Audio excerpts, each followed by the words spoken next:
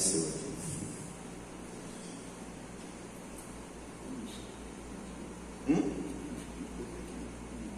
Não entendi nada. Ah, é? A gente veio quase combinando. Só que o seu é Lacoste, o meu não. Vamos lá, então a gente vai ler o capítulo todo novamente, porque ele é curto, né? Então, 2 Coríntios 4, Paulo diz o seguinte: por isso, tendo este ministério conforme a misericórdia que nos foi dada, não desanimamos. Antes, renunciamos às coisas secretas e vergonhosas, não usando de astúcia, nem falsificando a palavra de Deus, mas pela manifestação da verdade, nos recomendamos a consciência de todos diante de Deus.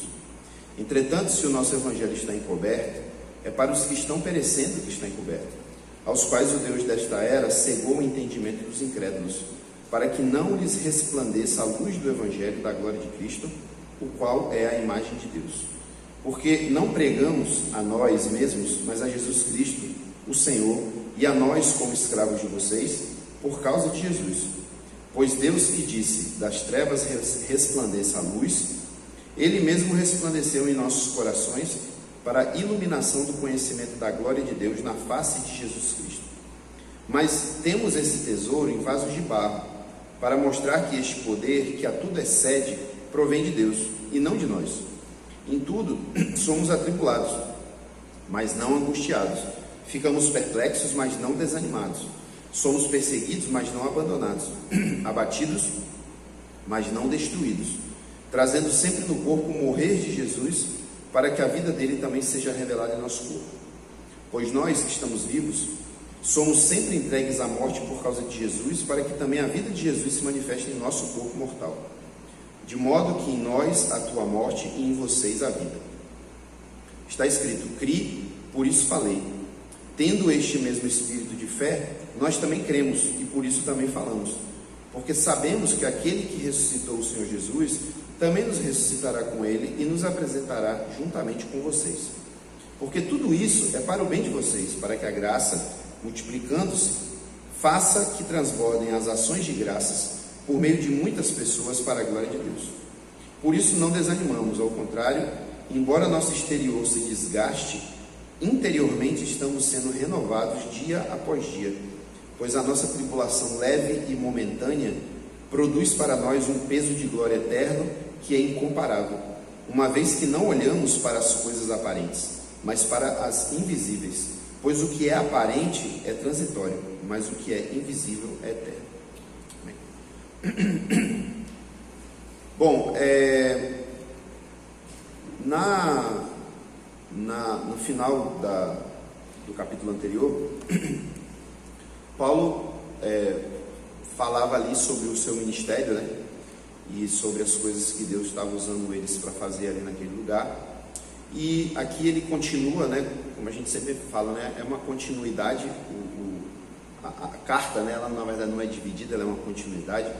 Então ele vai e prossegue daquele ponto dizendo que aquele ministério que ele tem, né? Que não só ele, mas todos aqueles que trabalhavam com ele, né? Timóteo, Silas, né? E alguns outros, o próprio Lucas.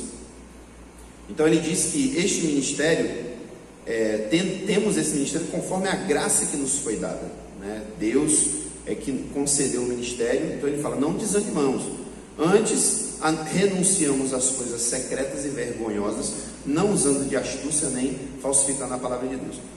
Aí aqui eu quase que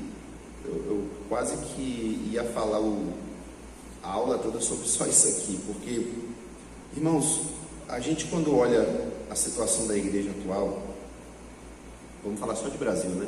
Porque pelo mundo varia muito, mas quando a gente vê a situação da igreja no Brasil e na igreja ocidental, Europa, América, a gente fica um pouco assustado, né? A gente já tem falado sobre isso aqui, porque está um pouco dentro do assunto do que Paulo está falando também. A gente meio que se decepciona com certas coisas que a gente vê. E tem horas que é difícil até da gente responder quando a gente é questionado a respeito de algumas coisas, né? Que acontecem na igreja como um todo, né? Não especificamente na nossa igreja, na igreja como um todo, né? As coisas que a gente ouve falar as coisas que a gente às vezes até experimenta, né, que acontecem de errado dentro da igreja, né? Mas olha só, olha o que Paulo está falando aqui nesse versículo 2. Ele está dizendo que ele, juntamente com os seus companheiros, né, no ministério apostolar que eles tinham, eles renunciavam às coisas secretas e vergonhosas. Já começa daí. O que ele está falando, né? Que coisas secretas e vergonhosas é essa que eles estão renunciando? E aí ele continua dizendo: nós não usamos de astúcia, nem falsificamos a palavra de Deus. Ora, se ele está falando isso, e lá no outro, se eu não me engano, no capítulo 3, ele já tinha falado alguma coisa muito parecida com essa, né? Como que dizendo, nós não agimos assim, igual eles fazem, né? A gente percebe que já naqueles dias, e eu até botei mais ou menos aqui o tempo, né? Nessa época aí, a igreja tinha mais ou menos 25 anos de existência. Isso aqui está acontecendo mais ou menos no ano 55, nessa faixa aí. Tinha 25 anos mais ou menos que Jesus tinha morrido e ressuscitado, que o Pentecostes tinha acontecido e que a igreja tinha começado a se organizar, né? Talvez, não sei bem de cabeça aqui, não sei dizer, mas talvez essa igreja tivesse já se estabelecido ali, né? Sido estabelecida por Paulo há mais ou menos uns 5 anos, talvez um pouco mais, entre 5 e 10 anos. E já existiam pessoas usando de astúcia dentro da igreja, né? E aí ele não explica, mas em outros momentos ele vai falar sobre isso, inclusive mais para frente ele também vai voltar a falar sobre isso. Usando de astúcia para quê? Para poder ganhar dinheiro com o rebanho, né? Se fosse usar um termo moderno, né? Explorando os fiéis. Lá naquele tempo já tinha isso, 25 anos de igreja. Então já tinham pessoas usando de astúcia para se aproveitar do rebanho. Lá na frente ele vai falar sobre uns tais de uns super apóstolos, né? Ele vai falar de pessoas que se apresentavam como super apóstolos, que davam a entender que se vendiam, né, como se fossem mais importantes até do que o próprio Paulo, que foi o fundador daquela igreja, né, e que era a pessoa que estava o tempo todo cuidando deles. O joio chegou no dia do trigo, né? Como minha mãe sempre falava, tinha 12 apóstolos, um era traidor, era diabo. Pensa aí. Então, já na base, né, da coisa que foi aqueles 12 apóstolos, já tinha joio ali. E ele ainda fala, né, de falsificação da palavra de Deus. Também já estava acontecendo. Lembre-se que, inclusive, eu não sei se a gente já leu essa passagem, minha mente faz umas confusões assim. Onde é que fala do outro evangelho? Que não Gálatas, a gente não leu ainda. Não, a gente já leu, foi o primeiro. Foi a primeira carta que a gente leu de Paulo, não foi? E lá ele já estava dizendo, olha, passado para outro evangelho, já tinha outro evangelho, né? E aqui é mais ou menos também o que ele está falando.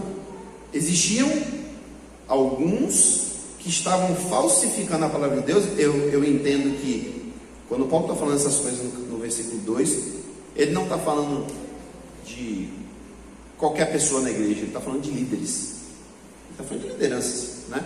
Porque quem é que falsifica uma palavra, ou, né, no caso o evangelho, para depois disseminar? É um líder, é um apóstolo, é um pastor, é um evangelista, enfim.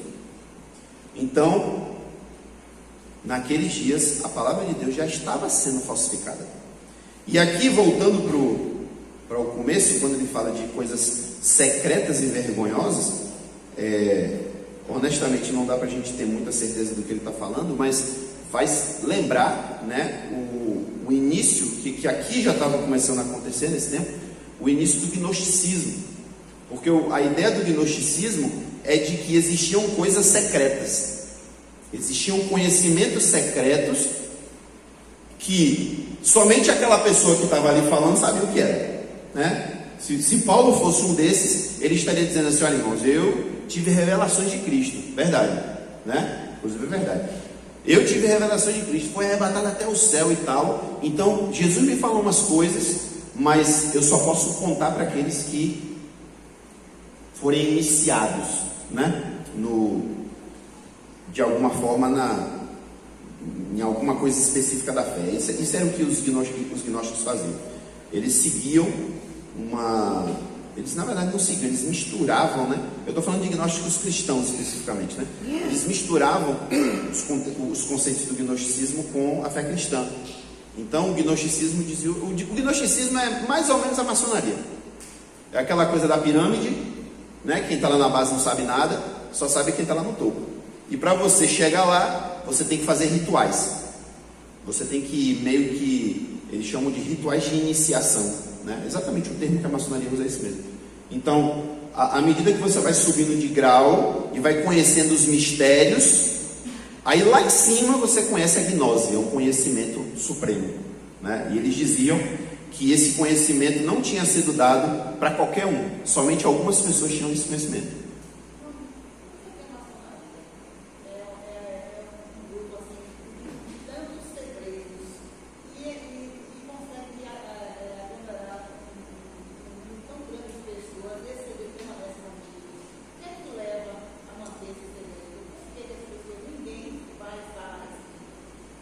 Eu vou resumir um livro de 500 páginas em uma frase, certo? Porque é muito complicado isso aí, não dá para responder de forma rápida. Mas a história da maçonaria é muito longa, né? A maçonaria começou lá no final da Idade Média, onde, segundo se diz, né, os cavaleiros templários tinham lá alguns segredos que eles encontraram em Jerusalém. Alguns dizem até que eles encontraram algumas coisas do templo lá em Jerusalém e tal. Então, de lá para cá, a maçonaria, eles instituíram que as coisas que eles sabem são muito caras. Então, qualquer um pode saber, entendeu? Então, você só vai saber se você entrar lá, se você praticar os rituais, se você mergulhar de cabeça, você descobre o que é que eles têm a dizer. E, no caso de não contar os segredos, eles fazem um juramento de morte, né? Não sei se você já ouviu falar disso. Eles fazem um juramento de morte. Se alguém lá de dentro revelar o segredo, de alguma forma que eles não explicam como, se é alguém que vai matar ou se, sei lá, de repente o universo vai matar o cara, mas ele vai morrer. E eu já conheci gente convertida que ainda tinha medo, né? A gente conheceu gente que tinha se convertido, tinha abandonado a maçonaria, mas quando a gente perguntava, eles conversavam, não gostava de falar sobre o assunto. Agora, existe um livro que eu não lembro o nome agora, eu posso procurar para dizer, mas é um autor cristão que ele já foi maçom, chegou lá em cima e ele fala tudinho o que acontece lá dentro da maçonaria. Aí, obviamente, ele é desacreditado, né? Tem um monte de maçom que diz que é mentira, não sei o quê. Mas é uma das poucas... Hã? Não. É simples. Ele explica, ele vai explicando o que acontece lá dentro, os rituais que eles fazem. Depois eu vou tentar lembrar. Agora de cabeça eu não lembro. Mas enfim, então, os gnósticos tinham essa ideia. Então talvez o que Paulo esteja dizendo é isso, né? Ele está falando de coisas secretas, coisas que são ditas como se fossem, né, importantes, como se fossem coisas até mágicas. E ele fala assim, opa, isso aí não é pra gente. Até porque isso tudo é mentira, né? Isso tudo é ilusão, não é verdadeiro isso aí. E dentro das práticas gnósticas, eles também tinham algumas ideias, porque o gnosticismo não era uma religião, era uma filosofia. Então, quando veio para dentro do cristianismo, gerou diferentes vamos chamar entre aspas de denominações, não é bem isso que eu quero dizer, mas assim, diferentes linhas, né? Então, tinha, por exemplo, os que eram mais radicais, que diziam assim, não, a gente tem que, tudo que é espiritual é bom, tudo que é carnal é ruim.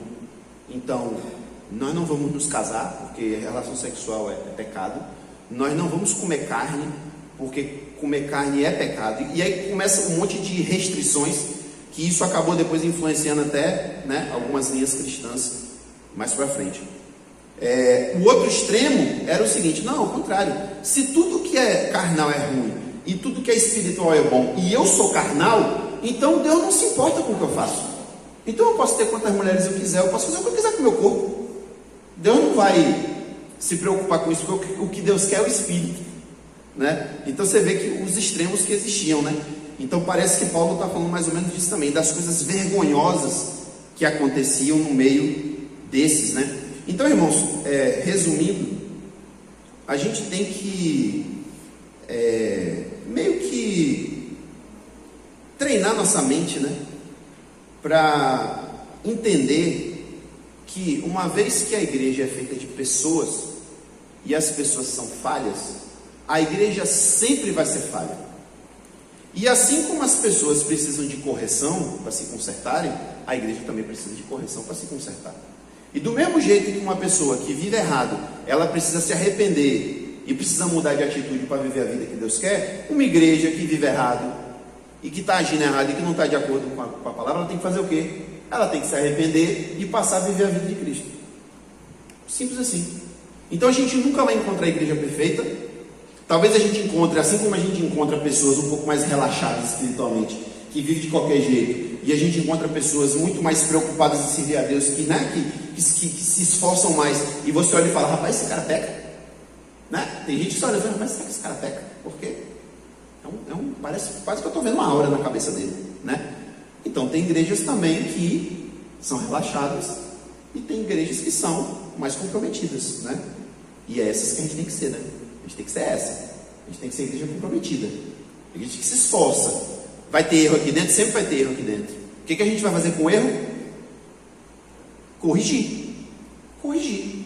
A gente não pode ser negligente. É também parte do contexto das cartas, né, de Paulo aos Coríntios. Não pode ser negligente com o erro que está acontecendo dentro da igreja. Tem que ser tratado. Aí um dia até estava tendo uma discussão e alguém falou alguma coisa sobre questão de disciplina, não, era alguma coisa assim sobre o problema de igreja e tal. Aí eu dei minha opinião, falei assim, olha, eu acho que em geral a igreja é muito negligente com as coisas erradas que acontecem dentro dela, principalmente quando são coisas assim, em nível, entre aspas, em nível espiritual. Então, por exemplo, o cara é o pastor da igreja, mas ele está todo errado, todo mundo sabe. Não toquemos no ungido do Senhor. Isso não existe. Isso aí é uma invenção. Isso aí é uma coisa que algum pastor sem vergonha, que estava em pecado, um dia falou, olha, não toqueis no ungido do Senhor. Vai ler o Salmo, você vai ver que não tem nada a ver com o que está sendo dito aqui. Se o pastor está errado, vivendo uma vida errada, tudo bem, você não vai jogar pedra nele, você não vai xingar ele, você não vai destratar ele. Jesus também não ensina a gente a fazer isso, né? Mas, na melhor das hipóteses, o que a gente vai fazer, irmãos? A gente precisa conversar com o pastor. A gente precisa ter uma comissão e conversar, porque todo mundo está sabendo que o pastor está saindo com a secretária. Isso está acontecendo por aí. E ninguém faz nada. Aí de repente tem um irmão aí na igreja, uma irmã, que todo domingo dá uma profetada. E ninguém faz nada. Porque não tem coragem de chegar e dizer, você é falso profeta, cala sua boca. A gente tem que ter essa coragem. Aí alguém questionou, mas a gente vai fazer isso, vai escandalizar o mundo. Não estou falando de botar em jornal, não estou falando de ficar criticando a igreja lá fora, não, porque a gente é uma família. Problema de família a gente resolve em família. É para resolver aqui dentro. Não é lá fora, é resolver aqui. Se eu vou numa outra igreja e vejo um falso profeta, eu não tenho autoridade para chegar nessa outra igreja, né? E chegar e dizer assim, vem cá, por que vocês não tiraram o pastor de vocês aí, que está todo errado? Eu não vou fazer isso. Agora dentro da minha igreja eu vou. E nós temos essa responsabilidade, porque Jesus disse que nós somos guardiões dos nossos irmãos. Se ele não gostar, o problema é dele, mas eu tenho a obrigação de fazer isso. Se a gente for negligente com as coisas erradas que acontecem na igreja, a igreja vai continuar errada. É Jesus que vai consertar? Né? Jesus conserta de fato. Mas você vai pedir o quê? Jesus, mata logo, leva. Né? Porque tem gente que é cabeça dura. E Jesus dá o roteiro do que fazer. Né? Vai lá, conversa com ele, apresenta o problema, tenta converter seu irmão. Se você não conseguir, leva outra pessoa para conversar com você, para poder ter testemunha de que você foi lá, de que vocês foram lá e tentaram consertar. Agora, se ele não ouvir, leva para a igreja. E se ele não ouvir a igreja, expulsa ele da comunhão. Jesus ensinou isso. E a gente não faz. Hoje a igreja vive engessada por causa disso. Né? Porque se alguém levantar uma questão dessa, tem que ir para a justiça. O camarada vai botar ele na cadeia. Então, hoje nós temos que estar dedos. Uma coisa que eu estava lembrando das igrejas, já igrejas apóstolas, né? De Paulo. E hoje nós vimos os mormons, né? De de camisa branca, bonitinho, americano, começou com a poligamia, né? Ele entendeu, até hoje eles ele entendeu que os pastores têm que ter várias mulheres, sem problema nenhum. E racismo dentro da igreja eles diziam que os negros eles eram nasceu para ser escravo. Nasceu para ser escravo e para o inferno. No Brasil, eles estão aí. Muita gente pensando que eles são crentes, não são crentes. Porque o Brasil não permitiu que eles entrassem com a poligamia e com o racismo, por causa das nossas leis. E esse povo ainda está por aí, e muita gente achando que eles são apóstolos, né? Aí diz assim, mas nós temos que amar todo mundo, temos que amar, mas não podemos aceitar. A maior coisa, ser negligente com erro, né? Como agora já existe conivente. a igreja dos gays, né? A pastor é gay, a pastora é gay, já tem casais gays dentro da igreja, e Jesus ama todos. Amar ele ama mesmo, mas...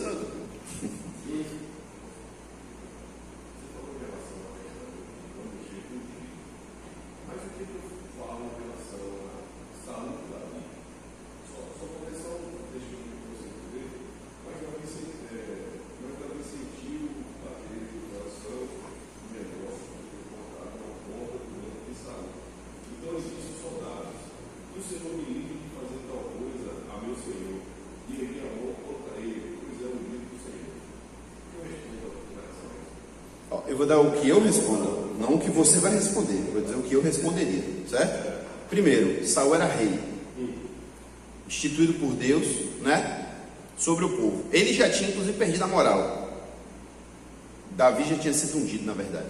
Mas Davi, por respeito, né? Davi não quis levantar a mão contra ele. Isso é um contexto totalmente diferente do contexto de igreja, na minha opinião. Porque o pastor não é rei de nada aqui. O pastor é um como nós. Ele também é ovelha, né, do rebanho. Só que Deus deu a ele a responsabilidade de que o que é ser um pastor. Isso eu estou falando de pastor, mas podia ser qualquer outro líder, né? Porque também é uma crítica que eu tenho. Líder parece que é só pastor. Só que Paulo lá fala que tem profeta, apóstolo, mestre, evangelista. Pastor está lá embaixo da lista junto com o mestre, né? Mas parece que todo mundo tem que ser pastor. É por isso que eu falo, eu não sou pastor. Na sua cabeça eu posso ser pastor, na minha cabeça eu não sou pastor. Porque pastor para mim é isso aqui. É uma pessoa que dá alimento ao rebanho. É a pessoa que apacenta o rebanho. Que vai lá, faz carinho na cabeça quando está machucado. Eu dou pau na cabeça. Então, eu não entendo que, da mesma forma, para mim é muito parecido a ideia de dizer assim, o pastor é o sacerdote. Porque tem muita igreja também que fala isso, né? O pastor é o sacerdote. Peraí, está errado isso. Sacerdote é aquele que faz intermediação entre a pessoa e Deus. O pastor não faz isso por mim. A igreja católica que inventou essa ideia aí de que o padre é o sacerdote, porque ele faz a intermediação. Ele faz mesmo. O povo está afastado de Deus. Eles não têm contato com Deus, não. Quem tem contato com Deus é o padre. Lá na cabeça deles, né? Aqui não é assim. Quem é nosso sacerdote? Jesus. Ele é que faz a intermediação entre eu e Deus. Não é o pastor. O pastor está aqui para auxiliar o trabalho de Cristo no rebanho. Então eu não vejo a mesma coisa. Eu não vejo relação como se o pastor fosse o rei e que ele, sabe, que só Deus pode resolver. Não é bem assim não. Porque a gente vai ver Paulo falando algumas coisas mesmo em relação a isso, não agora, né? E que faz pensar, poxa, então quer dizer que se o pastor está fazendo errado, pelo fato dele ser ungido, só o que a gente pode fazer é orar e pedir a Deus para poder descer um raio na cabeça dele. A igreja não pode tomar nenhuma atitude, ninguém pode tomar nenhuma atitude. Então assim, no Novo Testamento eu não encontro essa ideia, entendeu? Então assim, é a minha opinião, mas com certeza tem argumentos contrários. A antiga dispensação, o G12 mesmo pegou muita coisa da antiga dispensação, pois é, que inclusive tinha que dar ao pastor primícias. E além do dízimo que dão à igreja, tinha que dar ao pastor, né, Kleber? Tinha que dar Tinha que dar, não, tem que dar. Não acabou, não. Continua. Não existe isso. Alguém levantou a mão aqui, foi? Eu acho que isso tem muito a ver com terapia. Por exemplo, você pode ter um pai e uma mãe,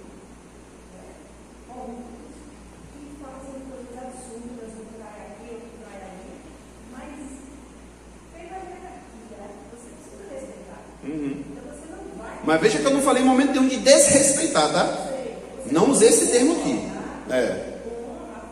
Agora, se um filho, obviamente aí já seria um filho mais velho, tipo 10 anos, 12 anos. Se um filho sofre abuso de um pai ou uma mãe, ele pode ir denunciar esse pai lá na polícia? Tá entendendo o que eu quero dizer? Isso é desrespeito? Não, o cara está preservando a vida dele. Meu pai, todo dia que eu chego, ele está bêbado e me bate. Quebrou a cabeça de minha mãe semana passada. Denuncia. A mesma coisa ao pastor. Temos que respeitar, é nosso líder, é nosso pai. Eu falo inclusive isso com ele. Assim, ó, assuma seu papel de pai. Ele, não sou pai de ninguém não. É pai sim. Assuma o papel de pai, porque do mesmo jeito que um pai tem que cuidar do filho, tem que brigar com ele, tem que chamar atenção, tem que chamar, tem que dizer que ama, é o que o pastor faz. Esse é o papel do pastor. Está entendendo por que eu não sou pastor? Nem para ser pai eu nasci, imagine para ser pastor. Então, eu acho que essa linha tênue que às vezes as pessoas confundem. E falar contra o erro do outro, principalmente se for um líder que tem que ser uma pessoa que tem que dar o exemplo mais que todo mundo, não é desrespeito. A forma como você fala pode se tornar desrespeito. A forma de agir pode se tornar desrespeito. Mas o fato de você até confrontar, pronto, vou dar um exemplo bem real. A pessoa descobre, eu vou falar de pastor porque é o mais problemático. A pessoa descobre que o pastor está com um problema sério lá, pode ser qualquer coisa. Qual é a atitude dele certa? Aí conversar com o pastor. Pastor, é o seguinte, eu estou sabendo. Quem foi que me contou? Foi o fulano que me contou. Eu não contei ninguém, não, foi eu vi. Eu sei que o senhor está fazendo errado. Como é que o senhor vai? Resolva. Não, você não tem nada com minha vida, eu sou pastor aqui, cale sua boca, eu vou botar você para fora da igreja. Aí Jesus manda fazer o quê? Beleza, pô, irmão, topa aí comigo ali, porque o pastor está acontecendo isso. É sério, eu vi, eu sou testemunho. Vamos lá.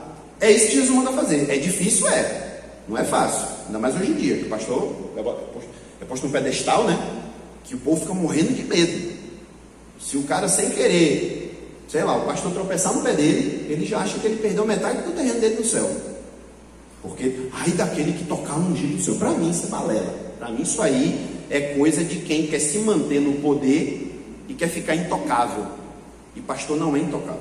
Diga aí.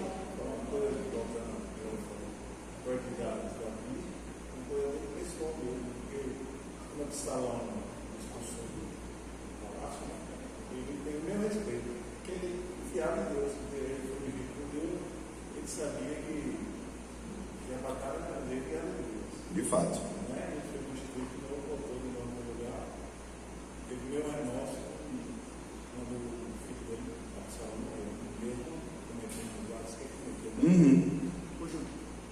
Mas em geral, dependendo do ser rei, quem for, eu entendo assim, a Bíblia serve, a palavra de Deus é para exortar, edificar e consolar. Então, pode ser quem for, independente de hierarquia, de cargo, do que for, a Bíblia fala que a Bíblia vale para ele também. Se o irmão for surpreendido com ofensa, então a gente tem que falar como você estava falando, chama o irmão, conversa, não repreende. Então, independente da situação, agora é um equívoco mesmo dizer que é ungido e não pode ser tocado, porque isso aí é uma situação que as pessoas criam no sentido de, você falou, de se manter no poder também, até para o seu próprio ego e para a própria exaltação da carne, não edificação. Então, isso tem que ser para a edificação do corpo de Cristo. Eu entendo assim. É bem isso aí. Então, fechando esse mesmo versículo, né, que ele falou aqui dos astutos, etc., ele fala: mas pela manifestação da verdade, nos recomendamos a consciência de todos diante de Deus. Aí agora Paulo aqui já vai para o outro extremo e faz uma coisa que até algumas pessoas acham estranha de Paulo, né? Eu já vi crente dizer: Paulo era muito arrogante. Vai ver que o espinho na carne dele era por isso que ele era arrogante.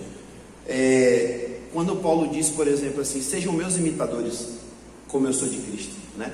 Para algumas pessoas isso é arrogância, mas para Paulo, ele entendeu que ele tinha responsabilidade com aquelas pessoas, né? Ele entendeu, e aí também uma outra linha tênue, que eu particularmente não tenho assim, eu não tenho assim, uma opinião 100% formada a respeito disso, mas é uma linha tênue entre o entendimento certo e o entendimento errado, que é o quê?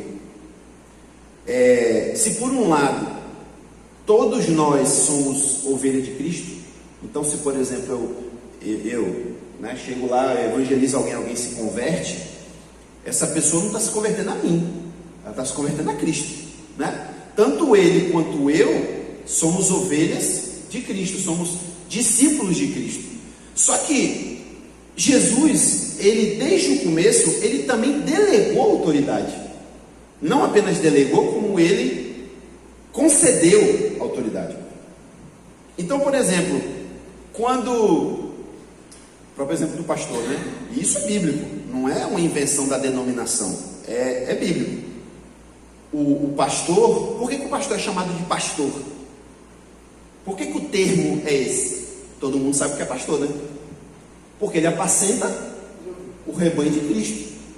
Mas em determinado momento, por exemplo, acho que é Pedro que fala isso, ele fala assim, que Jesus é o sumo pastor, né? Ou seja, como que dentro daquela ideia até do sacerdote, né, que é uma coisa que está mais na nossa linguagem, existiam uns sacerdotes e existia um sumo sacerdote, ou seja, ele era o líder dos sacerdotes. Então aqui, Pedro, nessa passagem, ele dá uma ideia assim, existem muitos pastores, mas existe o líder dos pastores, e o rebanho na verdade é dele, né? Então, da mesma forma que isso é verdade, ou melhor, desculpa, eu estou me embolando, da mesma forma que é verdade que todo o rebanho é de Cristo, também é verdade que o pastor tem o seu rebanho.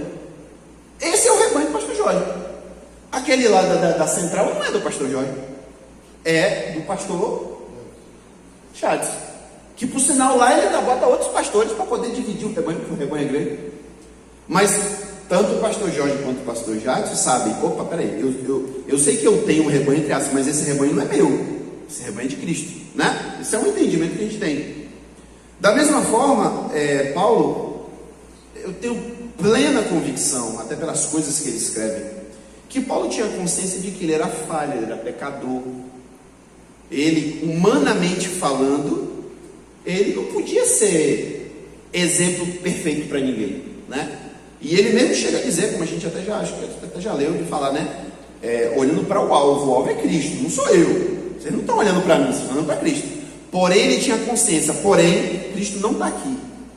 Quem está aqui sou eu. Quem pregou para você foi eu. Quem está pastoreando você sou eu. Então eu sou exemplo. Eu tenho que ser exemplo. Então vocês podem olhar para mim, porque eu estou me esforçando em olhar para Cristo. Eu estou me esforçando em ser igual a Cristo, para que vocês olhem para mim e vejam Cristo em mim e imitem o meu procedimento. Né? Hã? Timóteo também. Diga, irmã Soninha.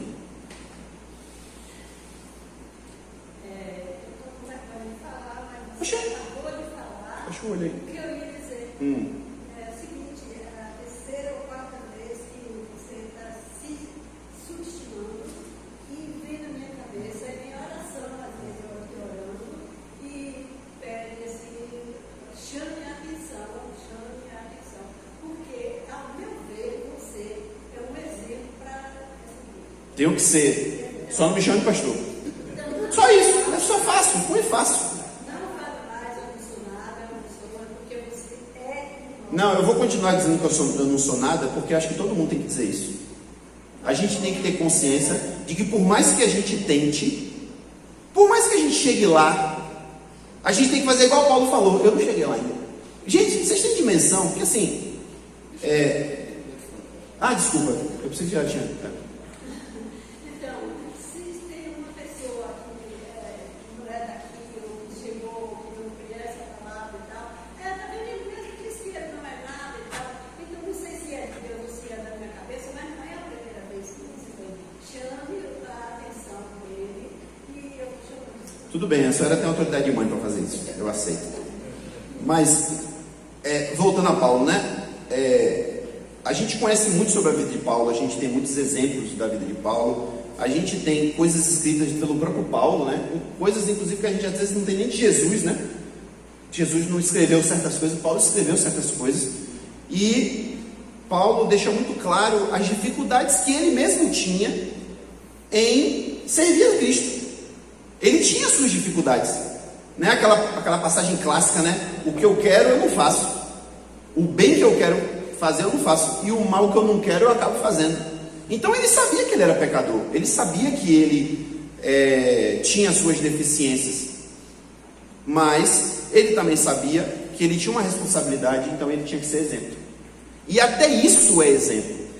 Uma vez a gente fez um curso com o pessoal lá da igreja Vida Nova. Era Vida Nova, né? Do pastor lá de Salvador? Era Vida Nova também, né? Eles lá... Comunidade Vida Nova, era isso. Comunidade Vida Nova. Eles tinham lá um... né? Legal. Eles tinham lá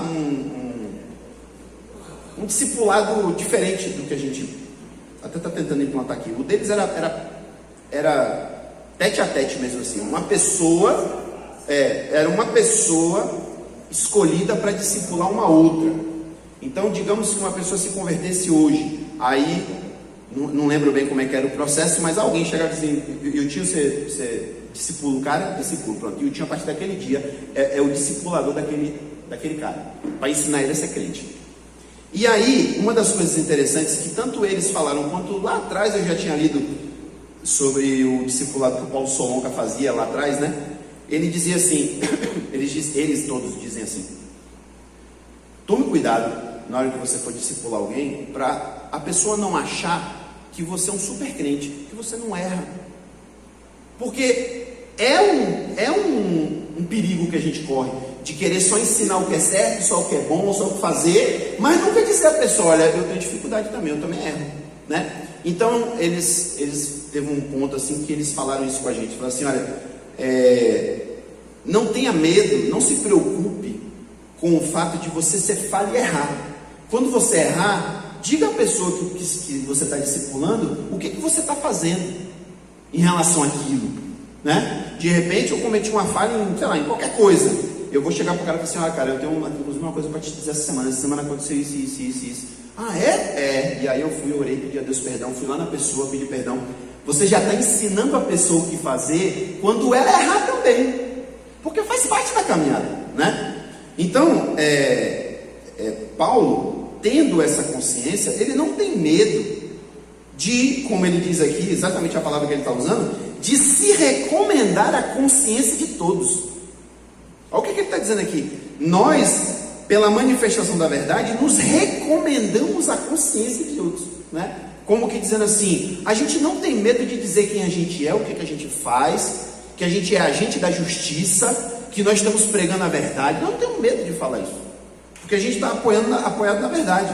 E aí não entro nesse mérito aqui, mas também poderia estar nas entrelinhas isso, né? E toda vez que eu errar, toda vez que eu vacilar, isso também vai servir de educação, porque eu vou dizer o que eu vou fazer, de que forma eu me arrependo, de que forma eu corrijo o que eu estou fazendo de errado, né? Isso é muito interessante.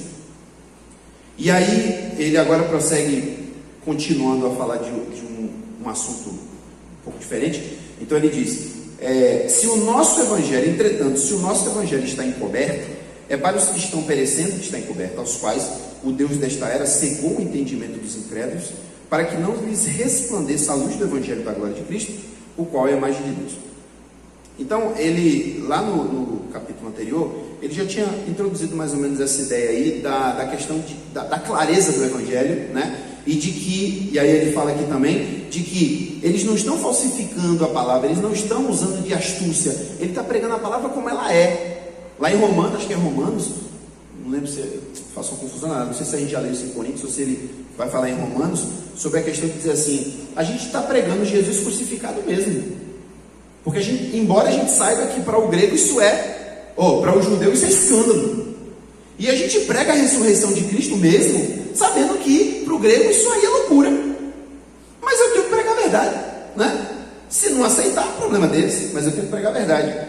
Então ele está dizendo, o evangelho que a gente prega, ele não está encoberto, ele não está camuflado, não, ele está camuflado para eles, para os que estão perecendo é que ele está camuflado, ele está encoberto, ele está oculto, né? E aí ele explica o porquê. No versículo 4 ele diz, porque o Deus desta era cegou o entendimento deles. Quem é o Deus desta era? Né? Vou até dar uma dica a vocês, quando um testemunho de Jeová abordar vocês e perguntar quem é que é o dono, não, eles usam assim, quem é que é o rei do mundo, alguma coisa assim, aí eu mesmo já caí nessa esparra. É igual aquelas pegadinhas de vestibular, né? Aí é Deus? Eu falei assim, não é Deus não, porque Jesus disse que o príncipe desse mundo. Ô rapaz, que é mesmo, ó. Falei errado. Está lá claro na Bíblia. Quem é que governa o mundo? Satanás. Não é Deus. E Paulo usa uma expressão muito forte aqui, né? Ele chama Satanás de o Deus desta era. Ou poderíamos traduzir também como o Deus deste mundo. Existe um Deus para esse mundo. E aí, isso, eu nem vou entrar muito nesse mérito, mas pensei nisso aqui agora, que até a gente, né, que tem mais instrução na palavra, às vezes a gente se engana com a religiosidade das pessoas, né? Então, por exemplo, se você for ver aí as pesquisas, não sei como é que está hoje, mas vou chutar aqui um número, que talvez seja até pequeno, mas 90% das pessoas do mundo acreditam em Deus. Glória a Deus, vírgula. Porque desses 90% que acreditam em Deus, vai ver que Deus é que eles acreditam, né? O que não falta é Deus para escolher. E quando a gente pega só a realidade da nossa nação, que a gente vai perguntar às pessoas, não acredita em Deus. Às vezes ela acredita até no mesmo Deus que eu acredito, porque eles acreditam no Deus da Bíblia, né? Mas a forma como eles acreditam neste Deus, você acaba chegando à conclusão de que não é o mesmo Deus seu, né? Então, por exemplo, algumas pessoas creem no Deus vingativo, né? A gente sabe muito bem que faz parte, não é crítica, faz parte da doutrina católica a ideia do seguinte: Deus está muito longe. Deus está muito longe. Então a gente precisa de intermediários para poder conseguir alguma coisa de Deus. Porque se não tiver os intermediários, você está lascado. Deus não vai te ouvir. Porque você é muito pecador e Deus está muito longe de você. Enquanto Jesus falou totalmente o contrário, né? Espírito Santo. Hã? Espírito Santo. Pois é, ele não entra na conta, né?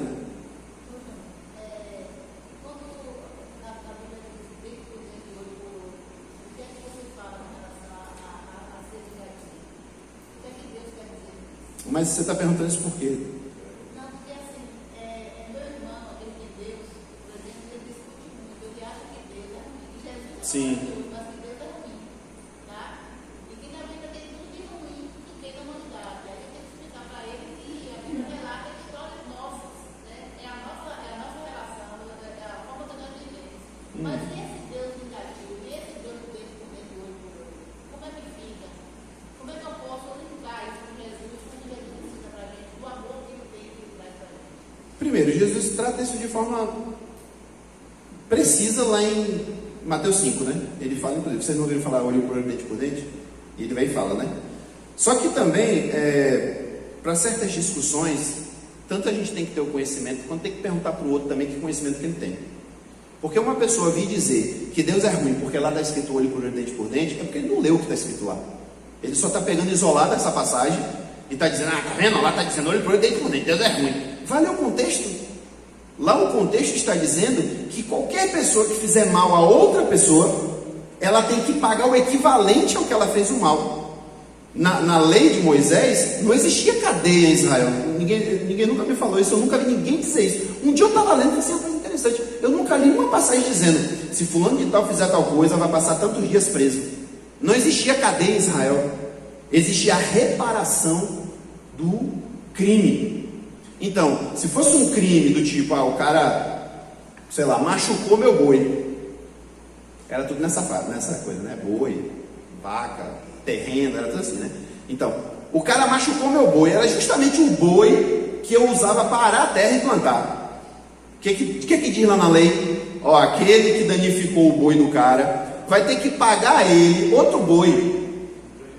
E se ele não puder comprar um outro boi, ele vai ter que sustentar o cara a vida toda. Porque o cara perdeu o sustento dele. Então é reparação equivalente, né? Quando a gente chega nessa parte do olho por olho, dente por dente, não está falando de violência, nem de vingança. O que está dizendo aquele que cometeu um crime, ele vai ter que reparar no mesmo grau. Foi um dente que arrancou, vai pagar com um dente. Foi uma mão, vai pagar com a mão.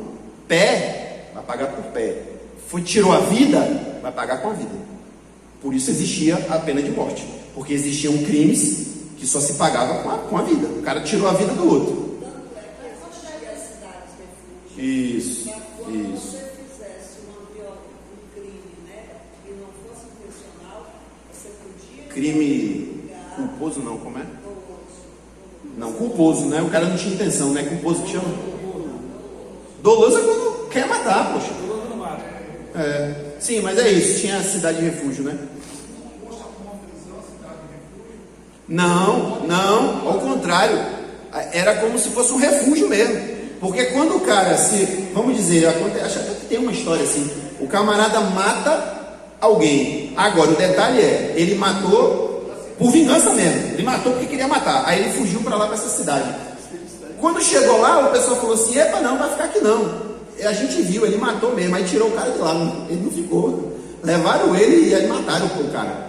Mas se ele matou sem querer, ele tem o direito de ficar lá até que venha testemunha, seja instituído um julgamento para saber como é que foi que aconteceu isso. Porque as pessoas que podem vir para vingar o que morreu, não vai querer saber se foi por querer ou por não querer. Só vai querer se vingar. Aí Deus fala, epa, não, vingança assim não. Tem que ter julgamento. Se o cara foi encontrado culpado de fato, aí ele vai sofrer a pena que já está prescrita na lei. Mas, de outra forma, estava errado. Então, assim, o resumo você tem que dizer assim, meu queridinho, leia a Bíblia direitinho, que você vai descobrir que isso aí é reflexo da misericórdia de Deus. Porque Deus está sendo justo com aquele que perdeu alguma coisa. E ainda tem um detalhe, esse lance de olho por olho, dente por dente e tal, a gente não tem nenhuma referência no Antigo Testamento, onde alguém teve o dente arrancado, o olho arrancado, a mão cortada ou o pé cortado. A gente não tem referência disso. Até a história lá do filho, se o filho for rebelde, o pai vai dizer, meu filho é rebelde, então traz ele aqui em praça pública e vamos apedrejar ele. Está na lei. Isso nunca aconteceu. Então, o que eu entendo? Eu entendo que o que Deus está querendo dizer ali não é necessariamente, olha, se o cara deu um soco no outro e arrancou o dente, então deixa ele dar o soco também para arrancar o dente dele. Não necessariamente isso, mas ele tem que fazer uma reparação daquilo ali, de forma que fique justo, entendeu? Mas Jesus é outra história. Jesus veio inaugurar uma outra era, não é a era da lei mais. Jesus não estava lá atrás, Jesus agora está aqui. Jesus derramou o sangue dele, Jesus iniciou uma nova aliança, não é assim? João chega a dizer assim, Moisés deu a lei, mas Jesus trouxe o quê? A graça. Então a gente não pode comparar os dois momentos. Se lá funcionasse, para que precisava de Jesus? Se bastasse a lei para resolver os problemas, para que precisava de Jesus? Né? Então Jesus veio para aperfeiçoar aquilo que ainda não estava perfeito, né? Exatamente. Vamos lá, vamos correr, porque senão a gente não termina. Então, quando Paulo fala aqui sobre essa questão, só quero fazer um comentário aqui para a gente seguir, é que ele diz assim, que o diabo, né, o Deus dessa era, cegou o entendimento dos incrédulos. Deixa eu ver se é isso que eu quero falar. Peraí, acho que eu... Tá, eu quero voltar um pouquinho. É porque ele diz assim, o evangelho está... Eu vou refazer a frase de Paulo, né? Ele está dizendo assim, o evangelho dele, que ele pregava, estava encoberto para aqueles que estão perecendo. Quem é que está perecendo hoje? Chuta aí. Quem é que está perecendo hoje? O incrédulo, né? Beleza. O pastor falou incrédulo. Alguém tem outra frase para... o que está lá no mundo, né? Vamos botar assim, é o que está no mundo, não é isso? Esses são os que estão perecendo, porque Jesus inclusive disse, né? Para que todo aquele que nele crê não pereça, mas tenha vida eterna, né? Então, já está perecendo. Mas aí ele fala uma coisa interessante, ele diz assim, aos quais o Deus desta era cegou o entendimento, ou seja, o Deus desta era é que está cegando o entendimento dessas pessoas que estão perecendo. Porém, ele complementa e diz assim, cegou o entendimento dos incrédulos. Aí você pode pensar assim, sim, não entendi. O que está perecendo não é o incrédulo, e ele não está falando de incrédulo aqui, mas perceba, aqui quando Paulo está falando de incrédulo, ele está dizendo daquele que não quer crer. Percebe? Porque assim, perecendo está todo mundo. Se esse povo todinho aí que está perecendo fosse o tipo de incrédulo que não fosse crer, a gente não ia nem mais pregar o evangelho para ninguém, né? Mas não, tem um monte de gente aí que está perecendo e que na hora que você prega ele se converte e ele deixa de perecer e ganhar uma vida, né? Então eu entendo que o que Paulo está dizendo aqui, e isso é muito, muito profundo aqui, porque ele diz assim, que, e depois ele complementa, e eu acho que fica até claro isso, ele diz o seguinte, que a mente daquele que não quer crer é que está encoberta, porque existem pessoas que não têm essa barreira de não crer, porque quando você fala com ela, quando você apresenta o Evangelho, o Espírito Santo acha espaço no coração dela, e ela passa a crer. Mas tem aqueles que não creem de jeito nenhum, extremamente fechada realmente. Quando Paulo fala isso, eu tenho para mim que ele tem um pouco em mente os próprios judeus, né? Os líderes judeus. Os líderes judeus viram as coisas que Jesus fazia, acompanharam de perto, e mesmo assim a mente deles estava fechada mesmo. O coração estava fechado, não entrava nada ali, porque eles eram incrédulos por natureza. E por que eu acho que isso faz sentido? Porque quando chega aqui embaixo, ele diz assim, não é aqui não, ele fala isso lá no capítulo 3, que ele diz assim, acho que eu anotei aqui a passagem, deixa eu ver,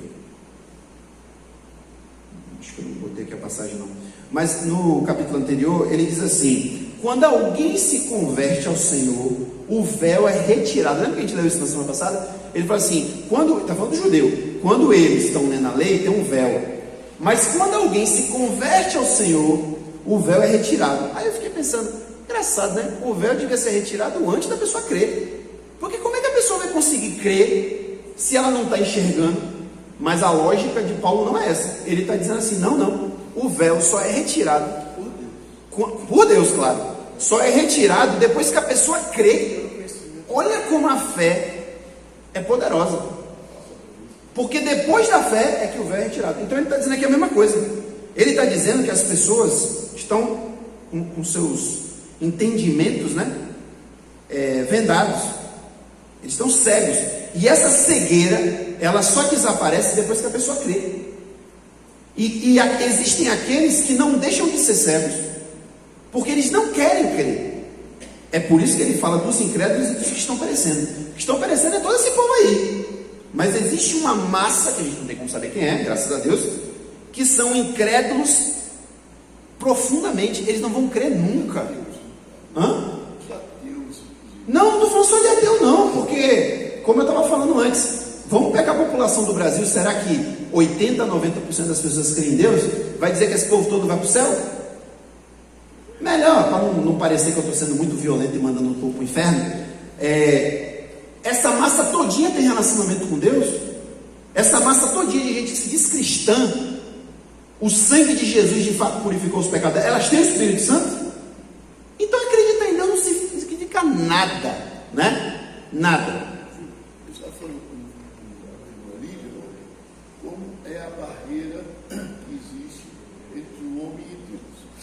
Nós evangelizamos a pessoa, falamos com ela, não, eu creio em Deus, tudo que eu peço, Ele me atende. Eu disse, não, Ele é Pai, Ele não é padrasto, Ele é Pai. Tudo bem, pode pedir, pode dar, mas salvação não. É você que quer. Aí no final nós perguntamos, você quer ser crente? Não.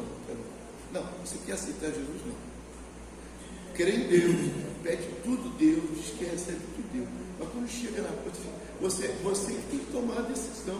Não é Deus que vai te salvar, não. É você que procura a salvação. Júnior, quem crê está na condição de chamado ou escolhido? Antes, deixa eu falar uma coisa. Eu já falei isso aqui algumas vezes. A palavra fé no Novo Testamento, no Antigo também, mas especialmente no Novo Testamento, fé não significa apenas acreditar. Significa pôr a confiança. Então quando a gente fala, por exemplo, assim, sei lá, eu tenho fé que Lula vai ser um bom presidente. Eu não tenho, mas estou dando só exemplo. Eu tenho fé que Lula vai ser um bom presidente. O que eu estou dizendo? Eu estou dizendo, eu estou pondo a minha confiança em Lula. E esquece aquilo que está lá dizendo, maldito, estou não confiando. Não é isso que eu estou falando. Estou falando assim, se eu votei no cara, né, no cara lá para ser presidente, eu estou botando a minha confiança em que ele vai ser um bom presidente. Concordam comigo? Isso é a fé da Bíblia. As pessoas confundem fé com acreditar. Não é a mesma coisa. Então, a maioria das pessoas acredita que existe um Deus, Isso é uma coisa. Agora, a maioria das pessoas não põe a sua confiança neste Deus que ela acredita que existe. É isso que acontece. É por isso que a maioria do povo vai para o inferno. Não é porque não acredita em Deus, elas acreditam. Inclusive o próprio Paulo fala, acho que é Paulo que fala isso, né? Assim, ó, não, acho que é Tiago, né? Que fala assim: não adianta só acreditar, porque até o diabo acredita e treme, né? Então não é questão de acreditar, é questão de pôr a confiança. Aí eu respondo sua pergunta. Uma pessoa que põe a sua confiança em Deus, ele está exercendo a fé que salva. Então ele está salvo. Ele foi chamado e ele foi escolhido. Agora, também dentro da igreja, tem um monte de gente que foi chamada, ouviu, achou legal, gostou da proposta, veio, mas ele não botou a confiança de fato. Muitos são chamados. É isso que ele está perguntando, sobre ser chamado e escolhido, né? Então, o escolhido lá na parábola de Jesus era o cara que ele chamou um monte de gente, não foi? Na parábola chamou gente pra caramba, a casa ficou cheia e tal. Só que ele descobriu que tinha gente ali dentro que não estava com a roupa apropriada. O cara saiu da festa, foi posto para fora, porque ele não estava com a roupa apropriada de festa. Ó, meu querido, vem cá, eu lhe convidei, você é um Zé Ninguém, estava aí jogado na rua. Eu lhe convidei para vir para o meu palácio, para vir para o casamento do meu filho. Você não teve a decência de botar uma roupa apropriada para a festa de casamento? Está parecendo sei lá o quê? Um lixeiro? É isso que aconteceu lá. Aí ele falou: bota fora. Eu chamei, mas a pessoa não estava com os trajes apropriados. Aí a gente vai ver na Bíblia que o traje significa o quê? Santidade. Então, é por isso que lá está dizendo: sem santificação, ninguém verá a Deus. E a santificação só acontece no momento que a pessoa de fato crê, com a fé que salva, o Espírito Santo vem, quem santifica é o Espírito Santo, não é? Eu não sou santificado por nada, nenhum objeto, o pastor joga água em mim, óleo, não. Quem me santifica é o Espírito Santo. Aí eu estou com a roupa apropriada, então eu sou escolhido, entendeu? Só Deus sabe quem são as pessoas. Só Deus. Nós não podemos julgar. A gente só pode julgar quando o cara diz que é e começa a mostrar que não é, né? Porque também tem dessa, né? Tem gente que é agente secreto e consegue enganar. Tem pastor que consegue enganar a gente. Tem pastor que está aí pregando, a gente se convertendo. Eu já ouvi isso de um pastor. Nós já ouvimos isso de um pastor. O cara pregava, era professor de seminário, papapá, não sei quantos anos de ministério. Quando ele teve uma experiência com Deus real e verdadeira, ele disse: eu não era crente. Eu não era crente. Eu me converti agora. Sabe? Então, vamos seguir. Então, no versículo 7, Paulo fala: mas temos esse tesouro. Ele fala ali da luz que resplandeceu, né? Da glória de Deus e tal. Aí ele fala: mas temos esse tesouro em vasos de barro, para mostrar que este poder que a tudo excede provém de Deus e não de nós. Então, é a questão da humildade, né? E era o grande diferencial de Paulo e dos demais apóstolos para aqueles lá charlatães, né? Que estavam tentando enganar, porque eles eram cheios de soberba e orgulho. Não, eu tenho conhecimento, eu sou aqui. Paulo e os dele não, eles tinham consciência de quem eles eram. Então ele fala: nós somos vaso de barro. Vaso de barro é o que, irmão? É barato, é tosco. Por mais bonito que seja, bem feito, é tosco. Não é um material elaborado, né? É simples, né? Então é isso que Paulo está dizendo: um vasinho de barro comum, simples, tosco, lá dentro tem um tesouro guardado, né? E é isso que nós somos, e é essa consciência que nós devemos ter, né? De que por mais que Deus nos use para fazer coisas grandiosas, a gente é o quê, irmã Soninha? A gente não é nada.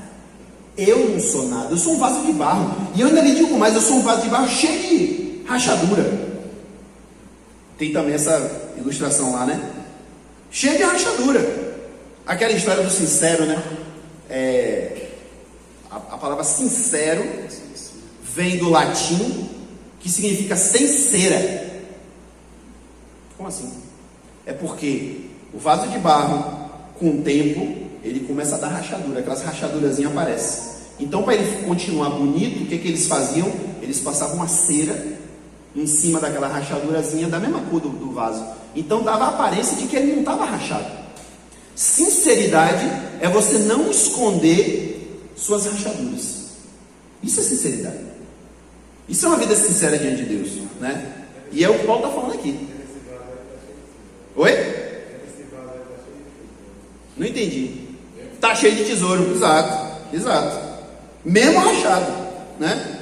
E ainda lhe digo mais, que esse vaso pode vir a quebrar. O oleiro vai, quebra e faz outro. Ele consegue fazer isso, eu não consigo, né? Se eu me quebrar, eu consigo me consertar? Não consigo. Agora, se eu me coloco diante de Deus, Deus consegue fazer. Porque assim, não sei, eu não sei se vocês têm vaso de barro, tá? Eu estou falando com vocês que já vi aí, né? Mas assim, se uma panela de barro quebra, velho, não tem mais conserto. Isso. Mas eu digo assim, depois que ele está feito, né? Eu não sei se alguém pode me corrigir se eu estiver errado, mas me parece que quando um vaso de barro quebra, cara, não tem mais conserto. Porque por mais que você pegue ali, pega uma super bond ou qualquer coisa do tipo para colar, não funciona. Porque o barro, ele desfaz. Então, na hora que quebrou ali, não está mais encaixadinho certinho, já comeu. Não tem, mas o oleiro, eu não sei nem se o oleiro humano consegue, mas o oleiro divino consegue. Ele consegue pegar esse barro, derreter ele todinho de novo e fazer o barro de novo. Ele consegue. Talvez a explicação seria essa: quem trabalha com barro, ele vai rodando, né, aí daqui a pouco mudar aquela forma, ele faz tudo novamente, né? Isso. Assim que faz o barro, né? Como é? Aquela do profeta que ele está fazendo e depois ela fica errada, ele vai e conserta de novo. Exato. A analogia lá de Jeremias. É exatamente essa. Bom, só para a gente adiantar um pouquinho aqui e fechar. Olha como é que Paulo está falando aqui, continua falando sobre aquela questão lá de quem somos, eles, principalmente ele como líder, né? Ele fala aqui no versículo 13 e 14, ele diz assim: tendo este mesmo espírito de fé, nós, quem é nós? Paulo, Silas, Pedro, João, nós também cremos, e por isso também falamos, ou seja, pregam, né? Porque sabemos que aquele que ressuscitou o Senhor Jesus, também nos ressuscitará com ele, e nos apresentará juntamente com vocês, ou seja, está todo mundo no mesmo balaio, né? Nós não somos melhores que vocês não têm nada muito melhor do que a gente só tem uma responsabilidade maior, Paulo falando, né? Mas no final, para aqueles que creem, Deus vai ressuscitar todo mundo junto, e todo mundo vai ser apresentado junto, né? Lá na glória. E aí, no final, no versículo 17, ele diz assim, e isso aqui é até engraçado, a priori, né? Ele diz: pois a nossa tribulação leve e momentânea produz para nós um peso de glória eterno que é incomparável, uma vez que não olhamos para as coisas aparentes, as coisas que se veem, mas para as invisíveis, pois o que é visível, aparente, é transitório, mas o que é invisível é eterno. Aí eu pergunto a vocês, alguém aqui pode dizer que passou metade da tribulação que Paulo passou? Alguém? De repente até tem, né? Alguém? Acho que ninguém. Será que passou um décimo da tribulação que Paulo passou, né? Se quiser saber o que Paulo passou, vai lá em Gálatas, né? Que ele vai falando lá. Não, isso não é Gálatas, não, é Filipenses. Que ele vai dizer que tem aquela do posso todas as coisas que ele me fortalece. Antes ele vai dizendo toda a bagaceira que ele passou. Eu apanhei, eu tomei não sei quantos açoites, eu quase morri, eu sofri naufrágio, não sei o quê. Aí esse cara está dizendo que as tribulações dele são leves e momentâneas. É doido, né? É doido. Não, mas eu acho que não é isso não, Kilma. É porque, olha o que ele vai dizer depois. Ele vai dizer assim, ó: por que a minha tribulação eu considero ela como leve e momentânea? Porque por meio dessa tribulação que eu passo, e que eu ainda vou passar, porque ele ainda ia passar, né? Por todas as tribulações que eu vou passar, eu vou ter uma recompensa. E ele chama essa recompensa de glória.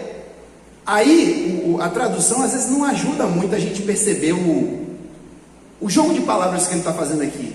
Porque ele está dizendo assim, a tribulação é leve e momentânea, ou seja, temporária, né? É leve e temporária. Mas a glória que isso vai produzir, ela é eterna e pesada.